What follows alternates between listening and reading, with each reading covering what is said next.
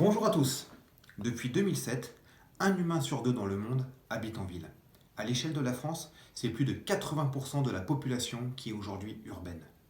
La ville est devenue au fil du temps l'endroit qui concentre les administrations, les entreprises, les loisirs.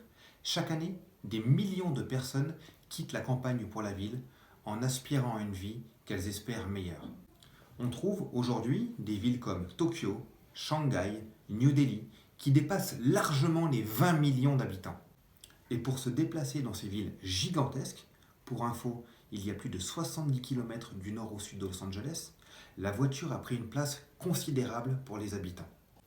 Et pour faire face à la saturation des routes et à la pollution émise par ce moyen de transport, il va falloir à la fois repenser notre aménagement des villes, mais aussi envisager de nouveaux modes de déplacement. Concernant l'aménagement, il faut que chaque ville permette aux usagers une offre de transport alternatif, c'est-à-dire autre que l'usage de la voiture individuelle. On a par exemple l'autopartage. On estime qu'une voiture partagée permet de remplacer 9 véhicules individuels. La généralisation de la location de vélos. Ici dans le Nord, on a le Vélil. Mais surtout, avoir des transports en commun, bus, tramway, métro, qui soient performants, pratiques, mais surtout gratuits, pour permettre l'égalité de chacun face à la mobilité. Maintenant, on va se livrer un petit comparatif en fonction des modes de déplacement utilisés. En un quart d'heure, soit 15 minutes, quelle distance je parcours? À pied, 1 km. En voiture, 1,5 km quand le trafic est dense, 6 km quand il est fluide. En bus, 2,5 km. Le bus est un peu plus rapide que la voiture car souvent il y a des voies qui lui sont dédiées. En vélo, 3 km. Le vélo est donc le champion du mode de déplacement en ville.